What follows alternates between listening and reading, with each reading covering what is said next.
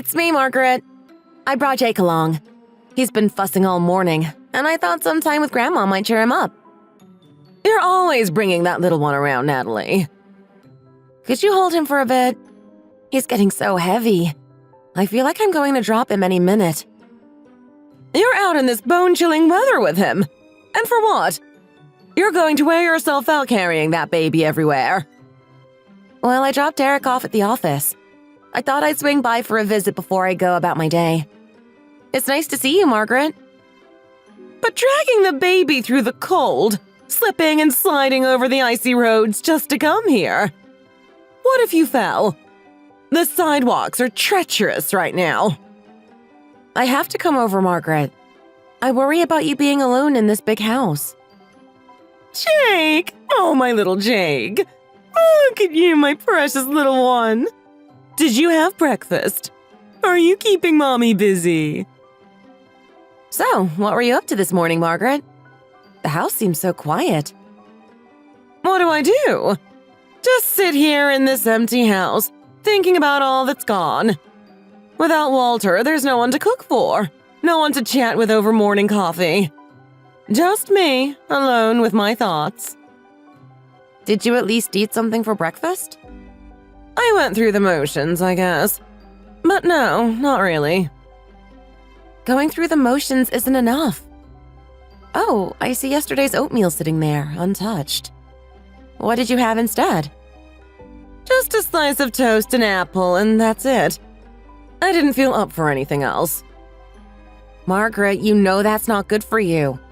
You need a full meal. Every time I think about where he might be or if he's at peace, it feels like there's a lump in my throat. What's that you've brought with you? Fresh Maine lobster, straight from the market. Lobster? Yes, it just came in, and I thought I'd bring some over for you. I'm going to make you a warm lobster bisque. It'll be hearty and comforting. You two are living off of one paycheck. How can you afford to splurge on something like lobster? Eric's work has been going well, Margaret. I can treat you every now and then. Don't worry about it. Natalie, my dear. Yes, Margaret? Put it down and come sit with me. I don't need anything fancy. I just want your company.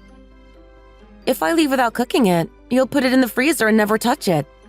Let me prepare it while I'm here. How about I make some garlic butter lobster, too?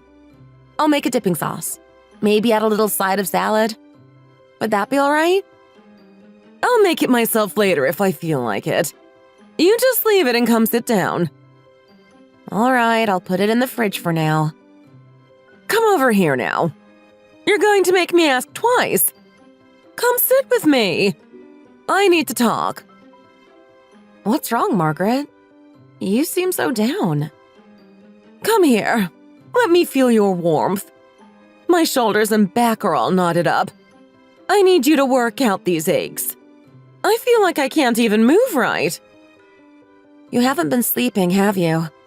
That's why you're all tense and knotted. Let me check. Wow, Margaret, you're as stiff as a board. You know where to press, Natalie. Eric tries, but he doesn't have the magic touch.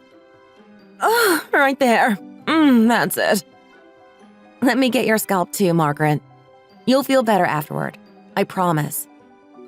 My whole body feels like it's dragging. Like my mind's trapped in fog, and I can't get any clarity. It's because you're not eating right, Margaret. Eric and I both worry about you so much. Thank you for looking out for me, Natalie. Did you manage to sleep at all last night? I took some melatonin and it helped a little, but... Were you able to rest? I fall asleep and wake up, over and over. I can never stay asleep for long. My mind wanders to the past. Those days when Walter and I were newlyweds, living in that little rented place on the edge of Brooklyn. We were young, and the world was so full of possibilities. Sometimes I want to go back, just for a moment. Now this house feels like a battlefield, left wide open and exposed.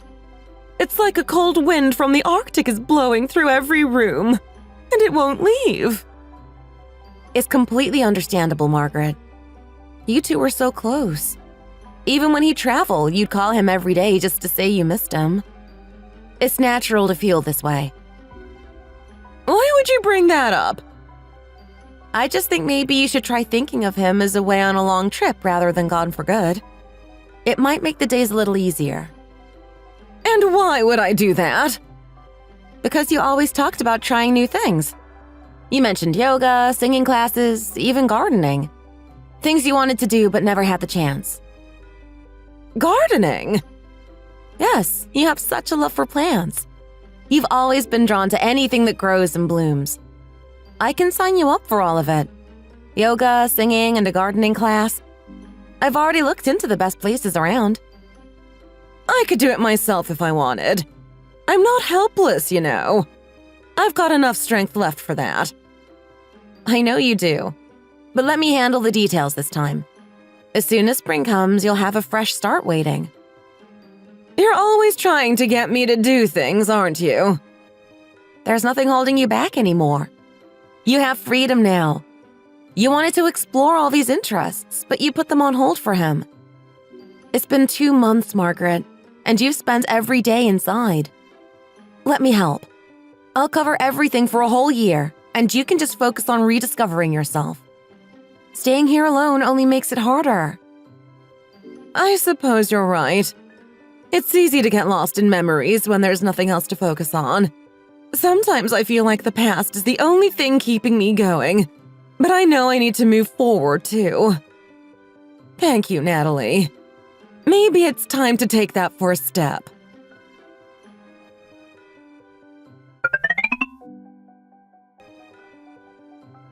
So, Margaret, I hear Natalie was here again early this morning, cooking up that lobster bisque and leaving it for you. Is that right? That's right. She was here first thing, dropping off some breakfast and making sure I was fed. Well, thanks to her, we're really getting the royal treatment today.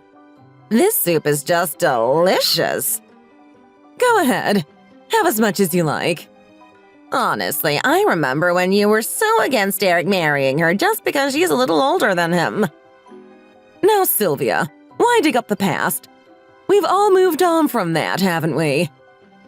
I have to say, Natalie turned out to be quite a treasure. The way she takes care of you. Well, I'd say she's just about perfect. You think that kind of devotion comes easily? It takes a special kind of mother-in-law to inspire that. I must be doing something right if she wants to come by every day. Oh, now don't be so modest, Margaret. You've earned it, I'm sure. Still, you can tell she's a bit older, can't you?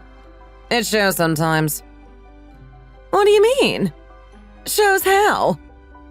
I mean, when I saw her at the memorial service, I noticed the dark circles under her eyes. She looked worn out, like she'd been up all night. I'd say she could pass for 40. Maybe even older. What are you talking about? You must be joking, Lorraine. That's just plain ridiculous. I'm serious.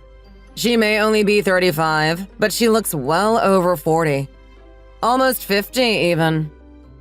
Listen here, Lorraine. I wouldn't trade my daughter-in-law for anyone, even if she looks a little tired. She's 35, yes, but she has the grace and kindness that money can't buy. What do you mean by that, Margaret? Well, when your daughter-in-law visits, she can barely crack a smile. If she's forced to come around the family, she looks like she's suffering the whole time. I never hear a complaint from Natalie. She comes when I ask, and she goes along with whatever I need. She knows how to treat her in-laws with respect and patience. That kind of loyalty? You don't find that just anywhere. Margaret, I didn't mean to criticize. I'm just saying what I noticed. Saying she looks 50? Really, Lorraine, you shouldn't make such remarks. You don't know what you're talking about. Lorraine, that wasn't exactly kind. Oh, come on, Sylvia. I didn't mean any harm. It was just an observation. If I had a daughter-in-law like Natalie, I'd count my blessings every single day. I'd probably give her an award for being the most dutiful. Honestly, Margaret, you've got it made. You were always saying how much you wished for a daughter, and now you've got one who practically takes care of everything for you. You must feel so fortunate. You all have no idea how much you should envy me. Natalie's always there when I need her. No complaints, no fuss. She makes my life so much easier. Looks like you've got some exciting plans coming up in the spring, right? Oh, she insists on signing me up for not just one, but 3 different classes. I told her I didn't need all that, but she won't take no for an answer. She's even talking about buying me new clothes for the classes. I keep telling her it's too much, but she just won't let it go. Honestly, I'm a little jealous. I'd love someone to fuss over me like that. You're truly lucky, Margaret. Margaret, it's clear that Natalie loves you. That's obvious. But I wonder if sometimes you find it a little overwhelming. I won't deny it can be a lot. She's got this way of doing things that I just wouldn't have thought to ask for. Like I never asked for classes or new clothes, but here she is, making those plans. But deep down, I know she just wants to see me happy, and I suppose I appreciate that. I just wish she'd slow down a bit. Still, you can't argue that she's got her heart in the right place. It's not every day you find someone who wants to go out of their way like that. I suppose you're right. I wouldn't trade her for anything, that's for sure. Despite all the fussing, I know I've got something special with her. She makes this big empty house feel a little less lonely, and I can't take that for granted. Well, when spring comes around, you'll be busy with those classes. You'll have a new routine, fresh clothes, and maybe even a fresh perspective. Natalie seems determined to make sure of that. She certainly is. She's got a way of doing things her own way, but I suppose I don't mind too much. After all, it's a lot better than being here on my own with just my thoughts.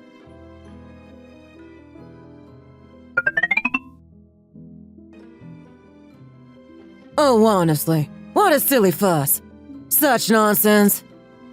Gloria, we've been hanging out and going everywhere together for nearly a full year now. You'd think by now you'd feel comfortable enough to share a little something with us. Aren't we close enough by now? Honestly, I just don't feel like sharing the details of my personal life. That's all there is to it. Well, it's just that I can't really picture Frank as the type to have some big secret, you know.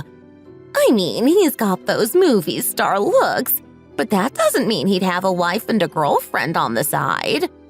He seems too genuine for that. That's exactly what I mean!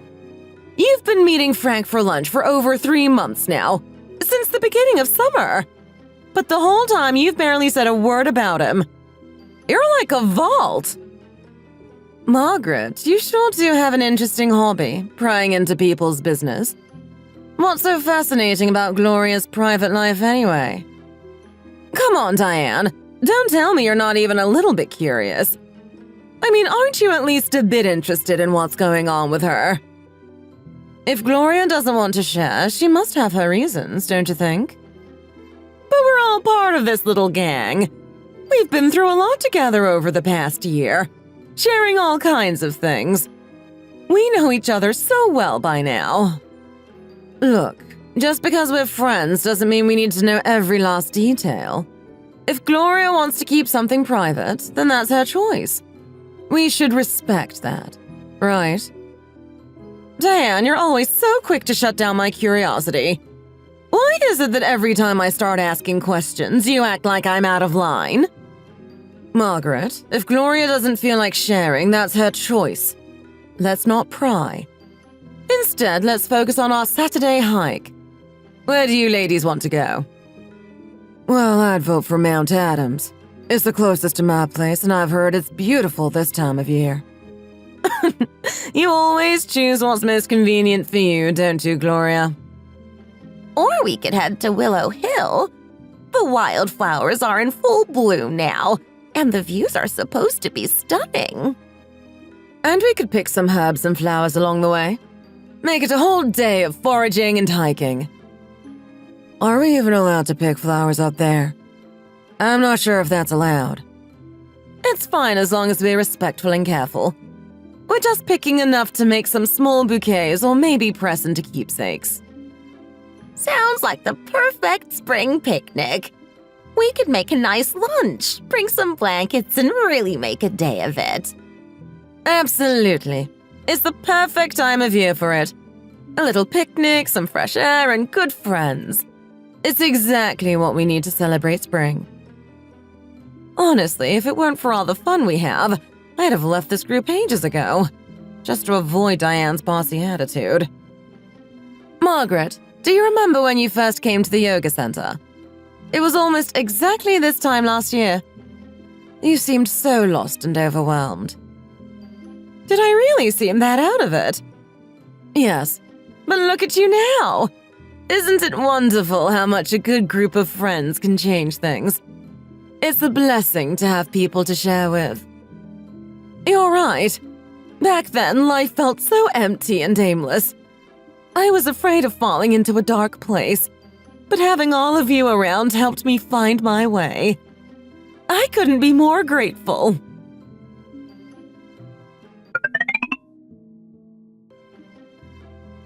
Margaret, these strawberries might be a little soft, but they're still so sweet. They're just right, don't you think? You should try some. I think you'll love them. Well, even if they're a bit mushy, strawberries are strawberries. They're full of vitamins and good for the soul, and that's what counts. I could use a little sweetness today anyway. Exactly. And where's Eric? He's in the living room, totally absorbed in that baseball game. You know how he gets. Once he's watching, he can't tear himself away. Tell him to come out and join us, or maybe bring him a bowl so he can snack along. Eric! Eric! What's going on? Come out here and have some strawberries. They're really good. Margaret, make sure you put on sunscreen tomorrow before you head out. That spring sun might feel nice, but it'll catch up with you if you're not careful. You're right about that. I'll slather it on. Oh, by the way, are you free next Tuesday? Sure, I should be. What do you have in mind, Margaret? I need a ride over to Greenwood. Around lunchtime. Visiting Lorraine, right? Yes, she wants to show me some new things she got. She's been going on about it, so I thought I'd finally go take a look. Of course. I'd be happy to drive you. Thank you. It feels like my schedule is packed these days. Tomorrow I'm off on a hike, and the day after that I've got that flower arranging exhibit. It sounds like you've really been enjoying yourself with your friends, Margaret. It's nice to see. Well, I'm nearing 70 now, and if there's one thing I've learned, it's how important it is to have good friends by your side. When you're alone, it's even more crucial. Yes, Margaret. Especially since you and Walter shared such a close bond. It's wonderful to have people around who understand what you're going through. Absolutely. When you're young, you can fill your time with hobbies or take yourself out for a drink. But when you're older, you really need companionship. There's a lot of comfort in having someone who knows what it's like. I'm so happy you have that. It's one of the most important things, really. You know, I used to wonder about that saying, invite a neighbor out for coffee to make a friend. Now I get it. A simple gesture like that can really build something meaningful. It's so true. Having a friend you can rely on makes all the difference. It's good to have people nearby, like my dad does. He's always staying active and making new friends, which is why he's been doing so well on his own. Your father's doing remarkably well, isn't he? Seeing him adjust so gracefully to being on his own has taught me a lot. It's comforting to know there are plenty of ways to stay connected, especially when you're willing to explore them. Speaking of exploring, Margaret, I actually wanted to discuss something important with you. Oh? What's on your mind? Eric, are you coming out here for these strawberries or what? Yeah, I'm here. These strawberries are tart but refreshing. Try a few, Eric. Margaret, I wanted to tell you about an opportunity that came up. My former boss, the one I worked for before Jake was born, reached out to me. He's starting a new design company and he wants me to join. Natalie, are you serious? We talked about this already. I thought we agreed that it wasn't a good idea for now. Hold on, Eric. Let me finish explaining. Your old boss is launching a new company. That's something, especially in this economy. Oh, these strawberries are more sour than I thought. Yes, it is surprising. But he made me a very appealing offer, and it's enough to make me consider going back to work. How appealing are we talking about here? $50,000 a year? Natalie, come on. You're going to put Jake in daycare for that? Eric, it's not a small sum. It's substantial enough that we could really benefit from it. I think it's worth considering. That's quite a nice offer indeed. So, Margaret, I wanted to ask if you could help me with something. I'm thinking of putting Jake in a full-day daycare program, but it ends at 6. If you could handle the drop-off, pick him up, and maybe keep him for an hour or two in the evening, I could make this work. It'd only be 2 hours a day. I don't think that's going to work, Natalie. What? I'm not interested in that arrangement. I've heard of plenty of mothers who hire babysitters for this sort of thing. I'm not up for it. Margaret, you were just so warm and cheerful. Now you've turned so cold just like that. Well, I just lost my appetite. You know I have a full schedule, and this would just make things awkward. Find someone else to handle it. Understood. I'm sorry I asked, Margaret. Mom, I know Natalie going back to work is a lot, but don't you think you're being a bit unfair? Unfair? If you're not ready for the responsibilities of childcare, maybe it's not the right time to go back to work. You know, plenty of grandmothers don't rearrange their lives to babysit every day. I see. I apologize for asking. I realize it's not your responsibility. For $50,000, you can easily afford a good babysitter.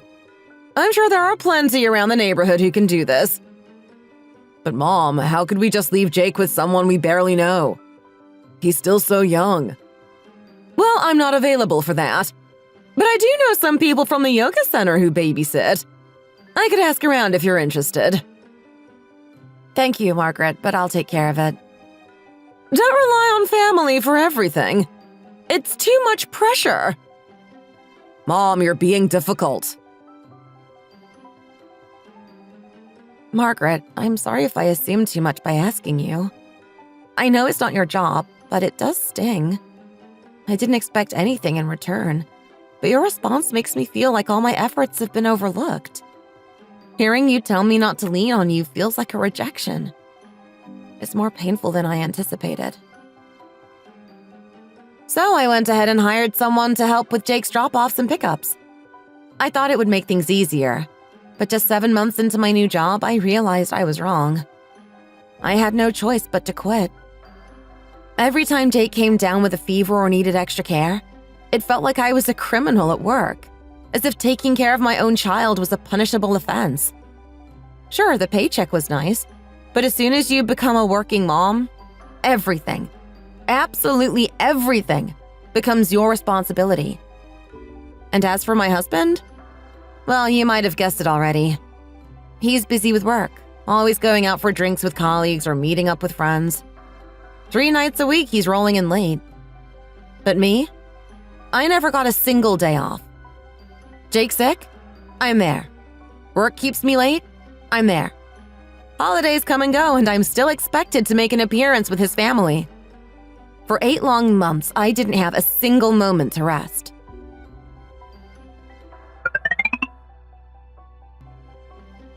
Sylvia and Lorraine, I thought I'd make us a big pot of chicken and vegetable soup today. You both love a hearty soup, and it's perfect for a day like this. I thought it'd be a nice treat. Natalie, honestly, you never cease to amaze me. You're always so thoughtful and always so good in the kitchen. You really do have a special talent, making anything taste great. By the way, I set aside some money just for you. Lorraine and I both pitched in, and this is just for you, Natalie. Oh, Sylvia and Lorraine, you both really didn't have to. But thank you. I appreciate it so much. Now listen, don't go sharing it with Margaret. You hear me? She's got plenty of her own. She doesn't need a single cent of this. Don't worry, Sylvia. I promise it's all mine. I won't give her a dime. Margaret, how's that scar from your surgery? Are you healing up all right? Mind if I take a peek? Oh, Lorraine, honestly, you're always so blunt, aren't you? It's not some show and tell spectacle. Why are you always so eager to look at scars?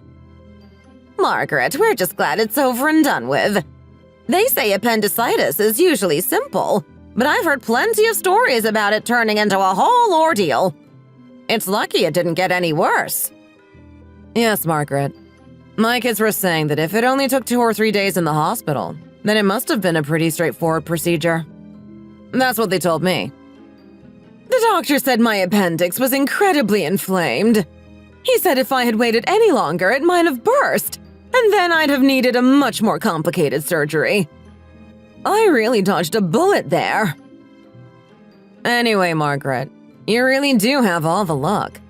You've got children who take care of you, and even with the surgery, it seems like you had the best care possible. You really got treated well. If you say so. And Natalie here, bless her heart, has always got her hands full. She just can't catch a break, can she? I mean, right after she'd just given birth, here you go needing surgery. It's like as soon as she got done with recovery from having Chloe, not even 2 months later, your appendix decides to act up. Lorraine, are you really envious that I got to lie around recovering from surgery? Maybe just a little. I'd be lying if I said I wasn't. When I twisted my ankle, my daughter-in-law barely glanced my way. I didn't even get a cup of tea, let alone a day of rest. And it's not just my daughter-in-law. Young folks today are so different. You're incredibly lucky with Natalie, Margaret. I don't think I'll ever have that kind of help. I'm almost green with envy.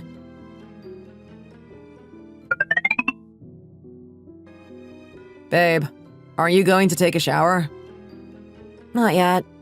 I just wanted to lie down for a bit before I get up to clean up. Why?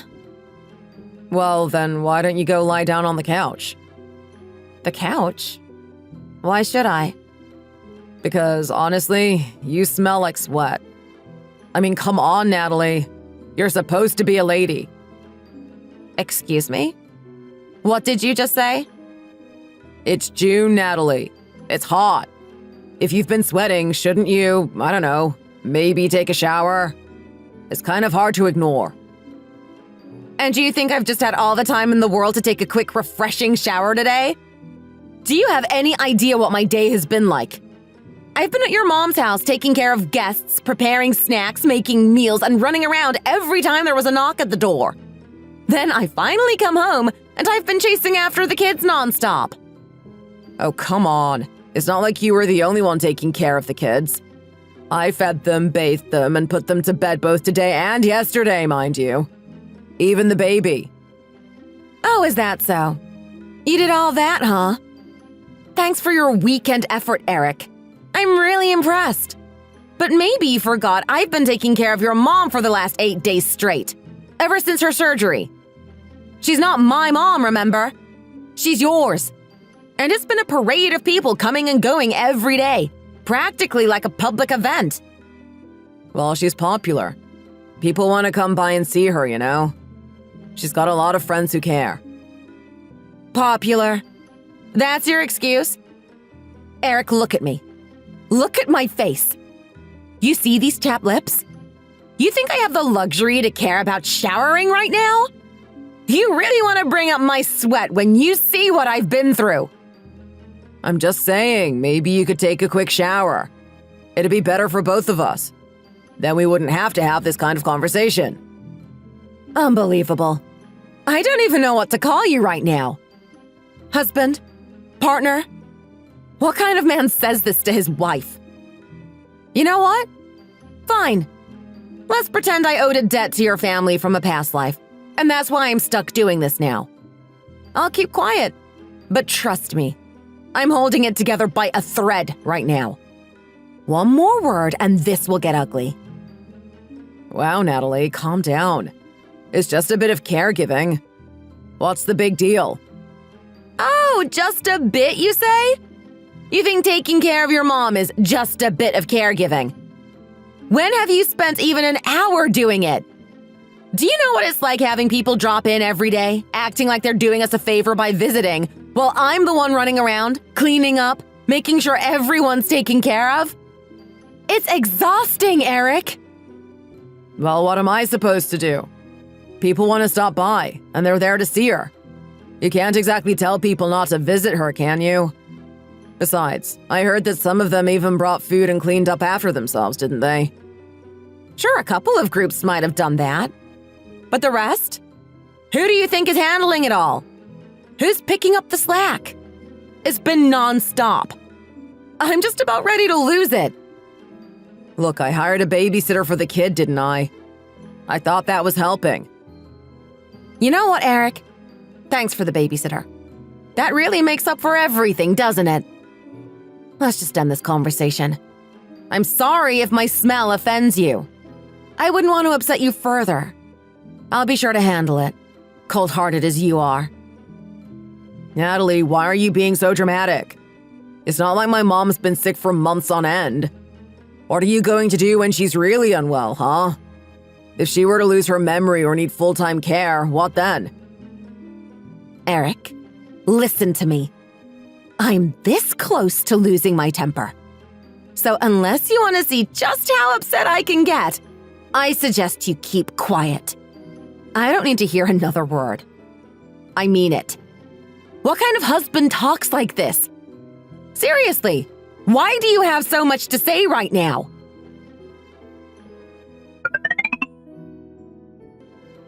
So, Natalie, how's Jake doing these days? I heard he was having some issues. Is he feeling any better now? Eric's been taking him to see a specialist at the ENT clinic. They're keeping a close eye on things, doing all these checkups and tests. You know how it is. One day it's nothing, and the next you're at the doctor's. You must be running yourself ragged. When you have a house full of little ones, there's hardly ever a moment of peace, right? It's always something. One thing after another. Yes, you're absolutely right. There's always something going on. It seems like just when one thing settles down, another pops up. Listen, Natalie. I have to say this because I care about you. Yes, Lorraine? I really think it's time you stop having more kids. I mean it. You've already got 3 little ones.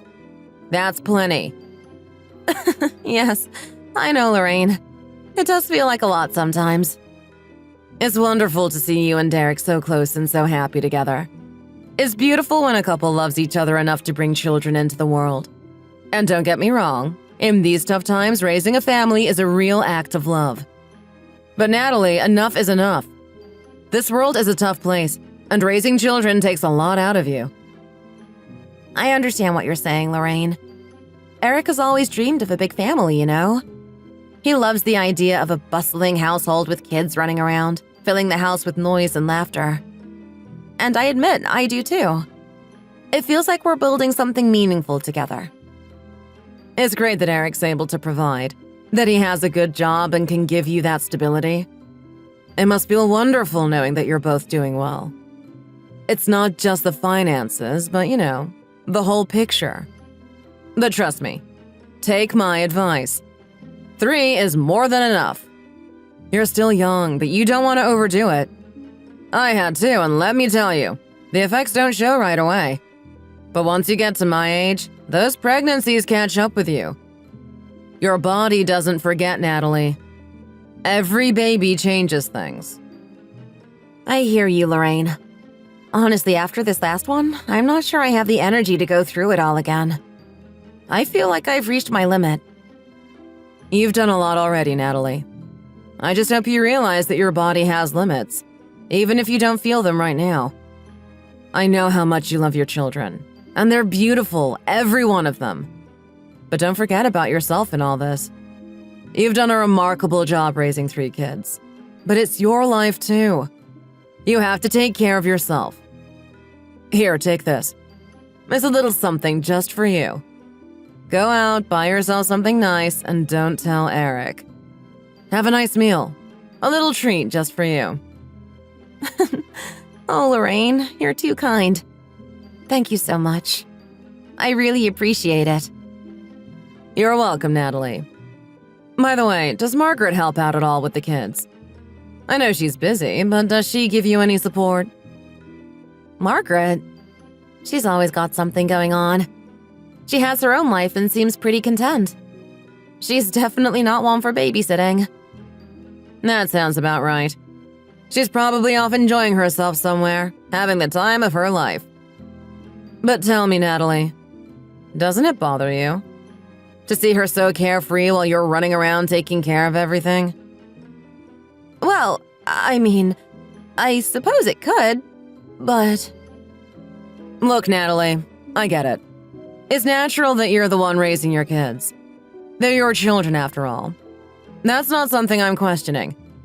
And don't get me wrong, I'm not trying to stir up trouble or start any drama here. But why worry so much about what your mother-in-law does or doesn't do? Focus on your children, on raising them well. That's what matters most. I came down here all the way to this recovery floor just to tell you that. I didn't want to barge into your room upstairs. I was worried I'd disturb your rest. I figured I could talk to you here without getting in the way of your recovery. So I called you down to say this. Thank you for the advice, Lorraine. I appreciate you coming by. You know, there's just something so warm and lively about a family with kids. The house is bustling and noisy, and it feels so full of life. That's what a family should be, right? Everyone can see how beautiful that is. But here's the thing, Natalie. I can't stand watching Margaret live this carefree life of hers. She's got you constantly helping out, and she just enjoys her days, satisfied with herself. All she and her son Eric do is indulge in their hobbies, just the 2 of them. It's frustrating, really, to see them so wrapped up in themselves. Even their friends call it selfish. And they're right. It's the very definition of self-centeredness. I understand, Lorraine. I can see why that might bother you. But you know what? If they're happy living like that, who am I to judge? What does it matter if it's selfish? At the end of the day, if they're content, then that's what really matters, right? They only live once, and they're doing what makes them happy. But remember this, Natalie. You only get one life too. You deserve to enjoy it, just like they do. After all, you're doing the hard work now, raising these little ones. When your youngest finally starts walking and heads off to preschool, that's your moment. That's when you can start to reclaim a bit of life for yourself. When that time comes, take it. Take some of that money Eric earns and go out. Travel, see things, and live for yourself a little. I appreciate that, Lorraine. I'll keep your advice in mind. But honestly, I think I found a lot of joy in my life as it is. My children bring me so much happiness. I'm glad to hear that, Natalie. And I didn't mean to offend you. I just want to make sure you know that it's your choice to live the life that feels right for you. No offense taken, Lorraine. Thank you for caring. Good. Don't let anyone else tell you how to live. Make your own choices and live by them. I apologize if I overstepped.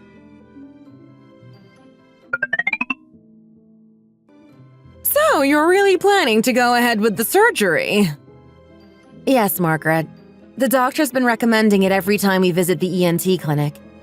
Jake's tonsils are just too large, and it's affecting his breathing and sleep. They've been urging us to remove them. What? Jake really needs his tonsils out? Are his tonsils so bothersome that you have to go through with surgery? I mean, he's just a kid. Isn't it a bit much? Margaret, it's not that simple. Doesn't seem like kids get tonsillitis as much these days, do they? Is it really necessary? But with Jake's case, I really don't see an alternative. It's better to handle this while he's young rather than waiting until it's a bigger problem. So it's really the better option then, huh? Yes, it is. Our neighbor's son had it done, and ever since, he hasn't had a single throat infection. He's so much happier, and they're relieved. I want that for Jake, too. Well, fine. At the end of the day, I suppose parents know what's best for their own children. Yes, and about Chloe and Hannah. I know.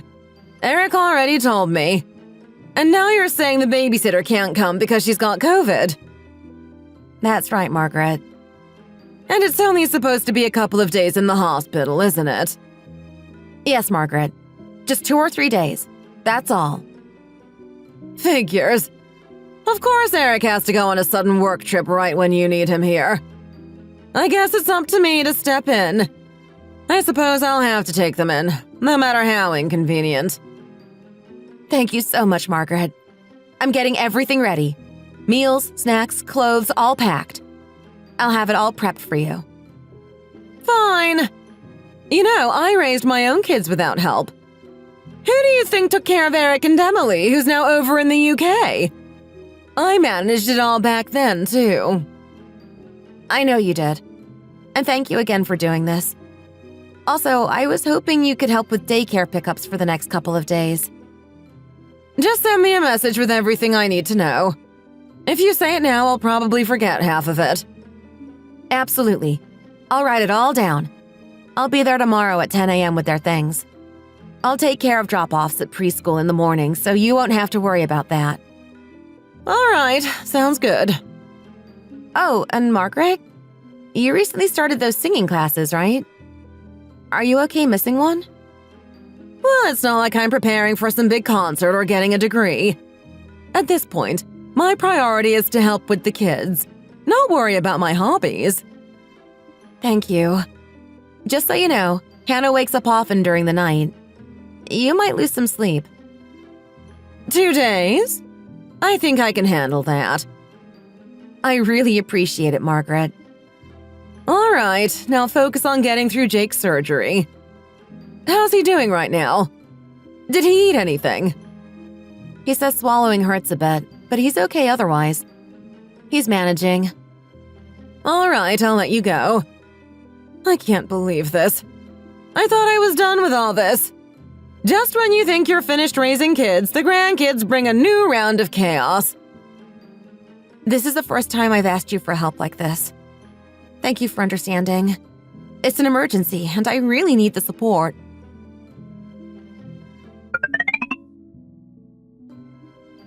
Hello? Hi, Margaret. It's me again. How are things going? Hold on.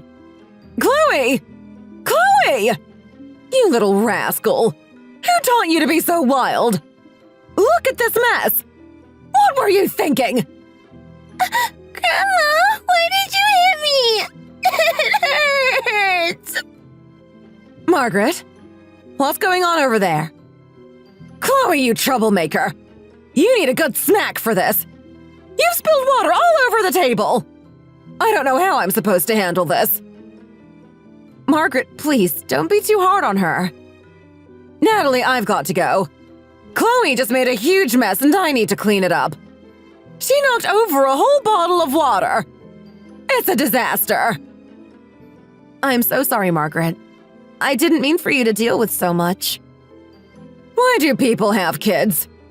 Honestly, I could have been at my friend's 70th birthday right now, but here I am babysitting. It's exhausting. How's Hannah doing? I'm sure she's fine. Why do you keep calling? I've called 3 times in the past 2 days, Margaret. Please, I'm begging you, don't hit my child. Even if it's just a light tap. I don't want Chloe getting hurt. Why would you even need to do that? It really bothers me. Why would you hit her at all? How did we end up like this? With me asking her not to hit my child? Margaret, where did you hit Chloe? She's still crying and saying it hurts. Could you please check where she's hurt? Excuse me? Yes? You've got some nerve, Natalie. Do you really think I would hurt my own granddaughter? I'm Chloe's grandmother, for goodness sake. Are you seriously accusing me of mistreating her? No, Margaret, that's not what I meant. I'm just concerned, that's all. Enough. Just hang up. I'll bring the kids to the hospital right now, so you can take over directly if you're so worried. Watching them is a thankless job, and I've had enough. I shouldn't have to do this. This is unbelievable. I've been part of this family all these years, and yet here I am being treated like this. What did I get myself into? It's exhausting. It hurts, Mom! It really hurts!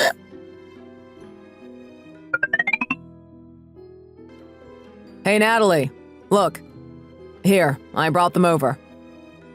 Eric, what is going on? Why are the kids here? You know this isn't a place for them. I got a call from my mom late last night. What? What does she want? Why would she be calling you at that hour? She's saying that one of her friends from yoga is celebrating her 70th birthday today. It's a huge deal, and she felt she really needed to be there. Are you serious? And that's supposed to explain why you brought the kids here? Well, she said it's not just any birthday. They're celebrating it at a big house out in the countryside, you know? Margaret said it's a reunion for all her yoga friends. People she hasn't seen in ages. Apparently, they've been planning it for months. So because her friend turned 70, and she hasn't seen these people, she's ditching Jake's post-surgery care to go to some reunion? She left me here, and now you've brought the kids. Are you seriously telling me this right now? Don't say it like that. She said it's a very important event for her, and she didn't want to miss it. Important? You don't think Jake's surgery is important? I mean, he just went under the knife, and you're telling me Margaret thinks a birthday party is more pressing than her own grandchild's recovery? I'm speechless. Look, I don't know what to tell you. She made a choice, and here we are. I thought you'd understand. Oh, I understand, all right. But what I don't understand is why you brought them here. This is a hospital, Eric. I'm supposed to be taking care of Jake, not managing Chloe and Hannah, too. My mom said it was best if you handled them. They're better off with you than at some party, don't you think? And where do you think they're going to stay? This isn't a 4-bedroom. It's barely enough for Jake, and now you think I can manage all 3 kids here? Well, I figured it's not a regular shared room. At least you've got more space here than in a standard hospital room. Unbelievable. So just because it's a bigger room, you thought I'd have no problem managing 3 kids in the middle of a hospital? Are you serious right now? Where do you expect me to put them all? I brought Hannah's portable crib. I thought it would be fine. Eric, do you even realize what you're asking? Nurses come in and out all the time. This is a hospital, not a nursery. I'm here because our son just had surgery. And now I'm supposed to take on all this too? I can't believe you thought this was acceptable. Natalie, please don't start with me. I barely got any sleep. I was up at 4 a.m. to pack things, drive home, gather up everything we'd need, then head over to Mom's to pick up the kids. I even had to bathe them and get them ready before coming all the way here. Do you know how exhausting that was? Oh, really?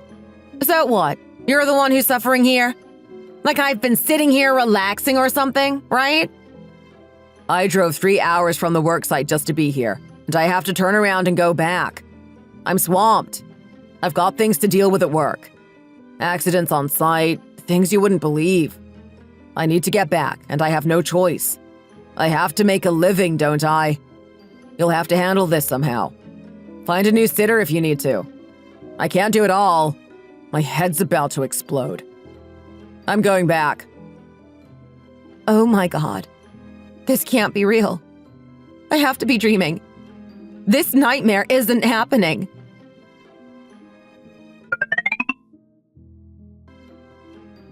Mom! Mom! I'm right here, Jake. I'm right here. How are you feeling, sweetheart? Are you in any pain?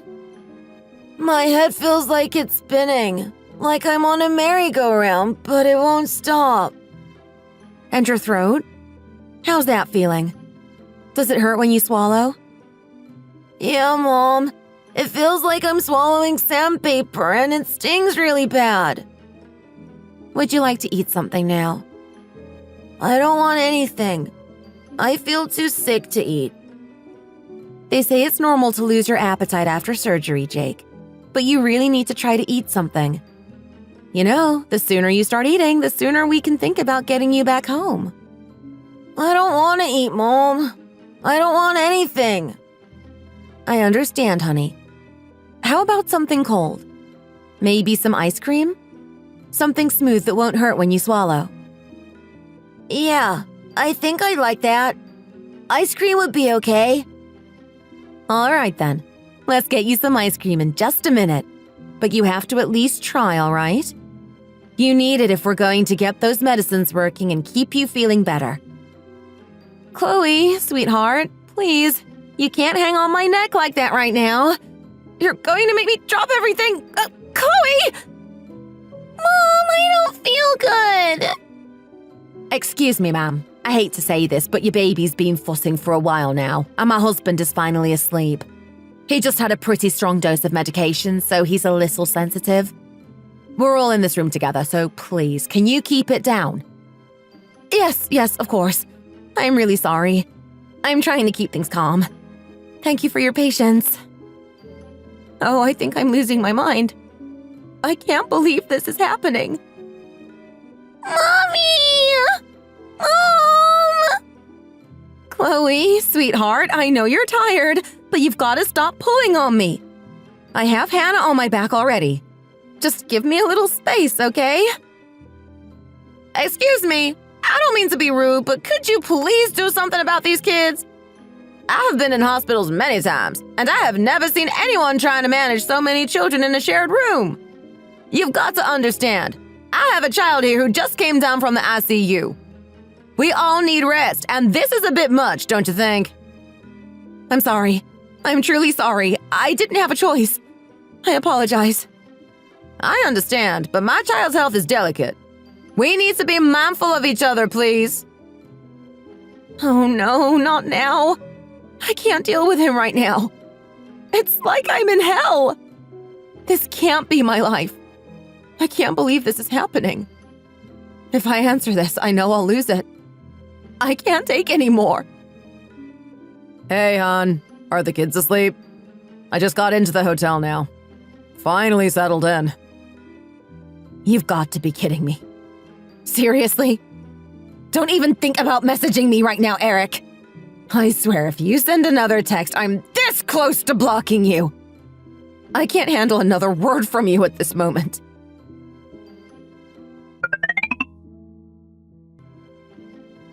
Hey, lady, the one with 3 kids.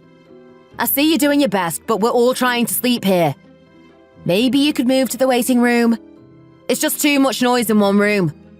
We need some rest. Yes, I understand. I'm so sorry for all this. We'll move. Mom, everything hurts. I don't want to be here anymore. Mom, I'm sleepy and it hurts. Chloe, honey, I know you're uncomfortable. Come here. Let's go to the waiting room. We'll make a little nest and sleep there. I'll bring some blankets and make sure you're cozy. Come on, let's go. That night, I spent it in the waiting room with Chloe and Hannah, with both of them in my arms. Jake, recovering from surgery, lay in his hospital bed, and I could hear him stir as he tried to sleep. Tears fell down my cheeks as I held my daughters close, feeling their small bodies warm against me. I cried for hours, my heart breaking over and over again. I was tired of giving everything to a family that took everything from me. The next morning, I went through the discharge process for Jake. Margaret called and texted multiple times, but I ignored her.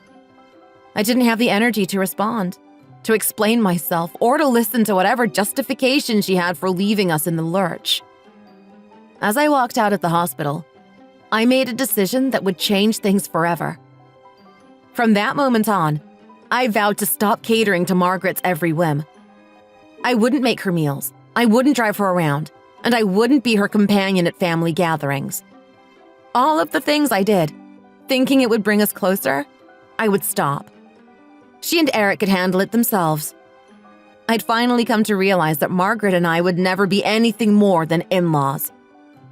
I'm not sure why it took me so long to see that she would never see me as her daughter. I thought that if I gave enough, if I tried hard enough, I could become a part of her family. But I was wrong. From now on, I'll give to her the same way she's given to me, with as little as possible.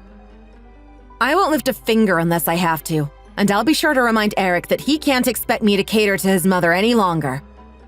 I'll let him see what it's like to be the one always giving, and maybe then he'll understand what I've been through. Never again will I ask her for anything. Not a shred of help. I'm done. Margaret and I are just people who happen to be tied by marriage. And from now on, that's all we'll ever be.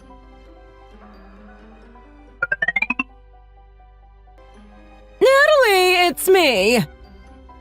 Yes, Margaret, I'm here. This weekend I've got to make a trip to Costco. I was hoping you could take me. I'm afraid you'll have to discuss that with Eric. I've mentioned before, from now on, anything you need, you can speak directly to him about. Eric?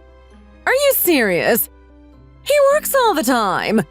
Do you really expect him to drop everything and drive me to Costco in the middle of the workday? Then go on the weekend when he's off. It's a simple solution.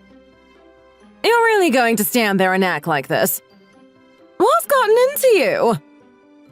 Is this the only reason you called, Margaret? To question my behavior? Well, no, not exactly. But why are you being so difficult all of a sudden? I don't understand what this is all about. If you don't know by now, then perhaps you never will. And honestly, it doesn't concern me whether you understand or not. I can't believe you're holding such a grudge over not being there for one day at the hospital. I actually praised you to Lorraine, Natalie. I even criticized her daughter-in-law by comparison, only to realize now that you're much worse than I ever thought. You're 3 times as stubborn as she ever was. You can say whatever you like, Margaret. It makes no difference to me. Your words don't carry any weight with me anymore. I'm hanging up now. I have things to do. Natalie!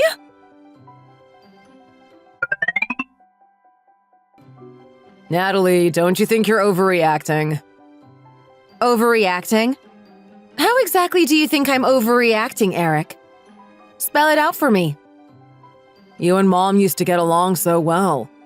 Now all of a sudden, you're letting one incident ruin everything between you two?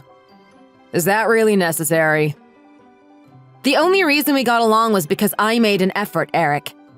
Do you realize that? I've asked her for help exactly twice in our marriage. The first time, she turned me down without hesitation. The second time, when Jake needed surgery, she didn't just turn me down, she made things even worse. She's my mother, Natalie. I think you're being unfair.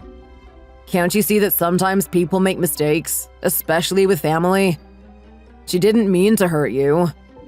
Why do you have to be so rigid about this? Yes, she's your mother. But she's not mine, Eric. I've been accommodating her all these years for your sake. Do you have to say it like that? I'll tell you this, Eric. I am seriously considering divorce. I want you to know that. Divorce? Really? Why would you say that? What did I do that's so unforgivable? What did you do?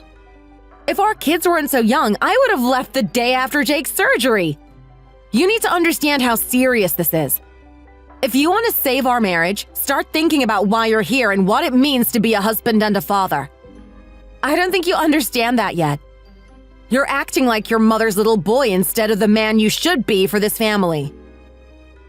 Is that really what you think? You're making this a question of loyalty now? Eric, you should be angry at your mother, not me. That's where your loyalty should be. To me and to our family. You know exactly where your daughters had to sleep that night. Yet you still have the nerve to blame me? But she's my mom, Natalie. She's an elder. She comes first. Everyone makes mistakes, especially parents. Sometimes they don't mean to hurt us. Can't you see that? Mistake? Why do you keep calling it that? It wasn't a mistake. It was a choice. She made the deliberate decision to put herself first. You're prioritizing your mom while the mother of your daughters is breaking down. You need to understand the damage that does. I've drawn my line with her, and it's not going to change. If you draw a line with her, it won't end the world. She has friends, a social life. But if I'm miserable, don't expect our kids to grow up happy and healthy. You need to consider what you want for your family and who you're really committed to here. Do you get it? I've tried to cope with the wounds Margaret has left me by staying away from her house. It's uncomfortable to visit, but it's also uncomfortable not to. Still, the peace I get from not going far outweighs the awkwardness of showing up.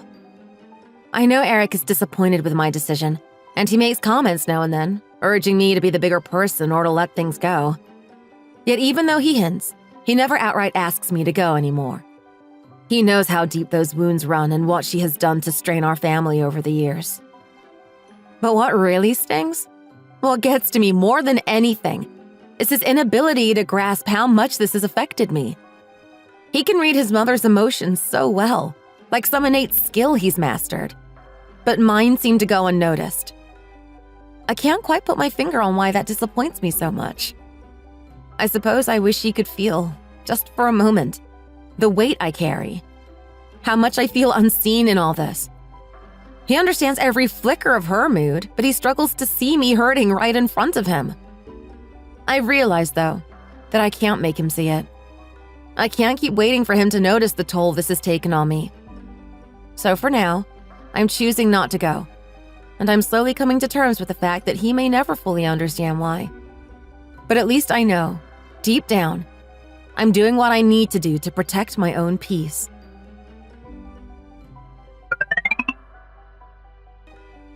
Dad, this year it's like our family's hit with some bad luck. It feels like everything's falling apart, you know? What's going on with us? Well, honestly, I'm not complaining one bit. Oh, really? You enjoy coming over to my house to help out, picking up all the slack? Well, that twisted ankle of yours, it'll heal up eventually. But I see this as a great chance, you know. I get to spend time with my girl and see my grandkids as much as I want. I wouldn't trade that for anything. Aw, Dad. So don't just sit there like you're about to fall over. Go ahead, lie down. Take a rest. What? You're over here making a big batch of chili and you're telling me to go lie down? Well, why not? I take any chance I can get to see you resting. Just the sight of you relaxing makes me happy, you know. Dad, remember when I was in high school? You used to yell at me to stop studying so late and go to bed early. You'd practically order me to get some sleep. Yeah, well, your mom had always been so frail. We lost her too soon because of it. I couldn't help but worry about you, knowing you were all I had left. So of course I'd do whatever it took to make sure you were okay. I can tell you still worry, but you're great with the kids, Dad. Watching you handle everything really makes me think back to when you raised me on your own. You've got this down to a science. It's like you're some kind of super dad, really. I had to figure it out early, you know. I've been looking after you since you were 2. I'd even take you on the boat with me, strapped to my back when there was no other way. Yeah, I know. Sylvia and Lorraine told me all about how you did that. You really did a lot. Well, here, take a taste of this. What do you think? Is the seasoning right? This is good. You nailed it, Dad. Maybe I should add a little more spice, though. What do you think? Nah, it's already perfect. You've got it just right. But, Dad, Yeah? don't your friends ever give you a hard time? I mean, not going back to your own place and all, just staying here with us? Well, that's the thing, Natalie. When you get older, you start to realize being alone isn't so bad. You wouldn't understand just yet. No, I guess I wouldn't. I love all the noise and chaos the kids bring, actually. It's just comforting to me. That's because you haven't reached my age. Once you get there, you'll see it's actually a relief not to have to deal with all the drama that comes from friends, family, neighbors, even people you've known forever. They'll take offense at every little thing. You'll end up better off just keeping to yourself, going hiking, exercising, maybe checking in now and then, but mostly just enjoying your peace. Not like Margaret, though. She's the complete opposite. She loves having people over, keeping things lively. She can't get enough of it. Really? Well, I'm glad to be here with you. I honestly prefer it over being back in Seattle. How's that? Because, living on my own there, I'd have people knocking on my door constantly, wanting me to go out drinking with them. It's like they're always around, bothering me. I'd rather be somewhere I can actually relax. I guess I can see that now. My husband, who always expected me to go out of my way for his mother, looked like he was completely thrown off when I strained my wrist in the shower. I couldn't take care of the kids, so I called my dad to come down from Seattle and help out. Eric seemed really stressed about it, having someone he barely knows around our home. I can understand. Sharing your space with an older guy you aren't close with isn't exactly a walk in the park. It's like being stuck with a stale cup of coffee that just leaves a bitter taste in your mouth and lingers longer than you'd like.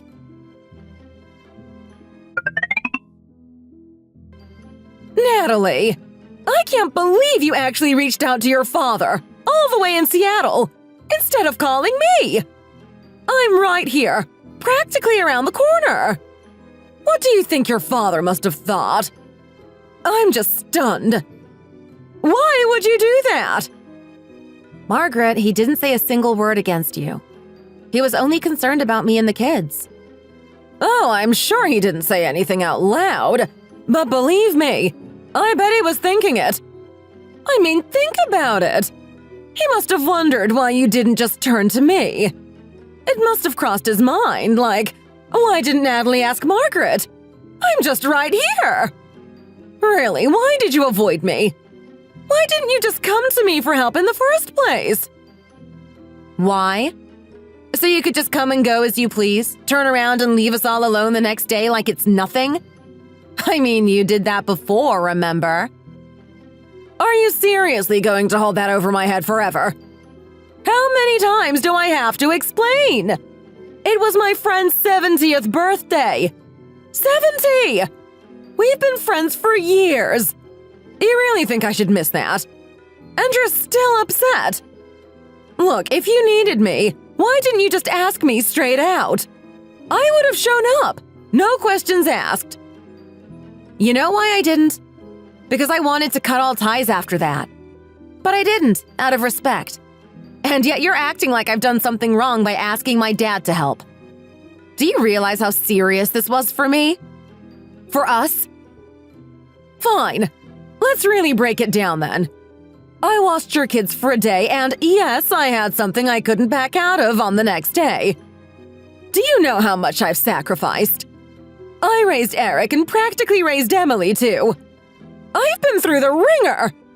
And now, after all these years, I finally get a chance to live for myself. And you expect me to keep sacrificing? What exactly did I do that was so wrong? I don't deserve this humiliation. Not in front of your father. You know, Margaret, you never see your mistakes as mistakes. They're always excusable, and I'm the one who's at fault for standing my ground. I feel I did what I had to do, and it seems we're just going to have to continue on as opposites, with no middle ground. You've got a real nerve, Natalie. Just like that, huh? After everything. Well, you know, you've always been quick to use me when it suited you, Margaret. But the moment I needed a hand, you just turned away. I guess you still think we're in some sort of traditional parent-child relationship, where I'm supposed to do everything. But those days are over. The world has changed, and maybe it's time you realized it. Oh, this is rich.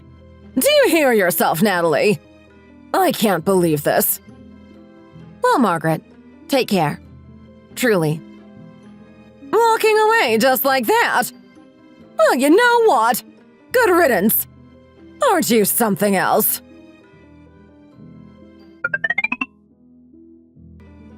Hey, Natalie. You even reading these messages? Don't tell me you're ignoring me. Yes, Lorraine, I'm here. I'm sorry, really. I apologize for everything. You don't need to apologize, Natalie. I'm just reaching out one last time. After all, I'm part of the family, your husband's side, so I figured it might be uncomfortable for you, right? I get it, though. We're practically family by marriage, so I can see how it's tough to navigate sometimes. Yes, Lorraine. I admit it has been uncomfortable, especially with everything going on. Thank you for understanding. Look, I'm on your side, but I've got to stand by Margaret outwardly. We old folks, we stick together, you know?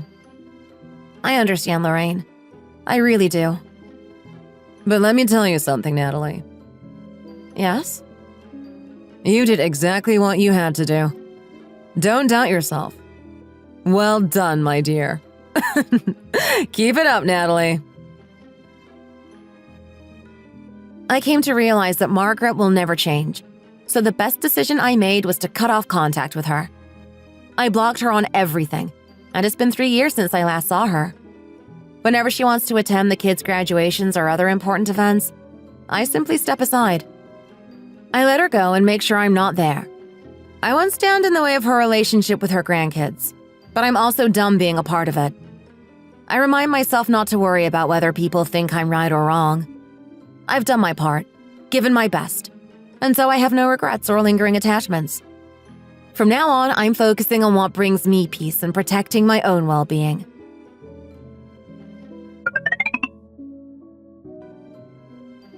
So, Gloria, come on. Can't you just tell me? Just between us. It'll stay here. Promise. What are you gonna do with that info, Margaret? Seriously, you're just going to turn it into the next round of gossip for the whole neighborhood. What? How could you say that? You really think that's all I do, huh? Let's just focus on ourselves, all right? I mean, why do you care so much? You've been poking and prodding like this for years, and it's honestly exhausting. Oh, so now you're going to act like I'm the big bad wolf who's out to spread rumors. What are you talking about? Show me some proof, then. Come on, Margaret. I don't know why you have to know every little detail. Everyone has their quirks, but I have to say, your curiosity is relentless. Excuse me, what are you trying to imply? You know, it's not just me. Everyone at the yoga center thinks you're the one who starts all the rumors. That's the word around the studio, and it didn't come from nowhere. Oh, wow. So now it's all on me, huh? Just because I like to know what's going on, I'm suddenly the town gossip. This is unbelievable. Maybe I should stop coming here altogether. No one's begging you to stay, Margaret. Do what you want. We'll manage. Unbelievable. You guys are too much. It seems that over time, Margaret became more estranged from her social circles as well. Her so-called close friends at the yoga center have started to distance themselves, and even her relatives have heard about her behavior toward me and grown distant.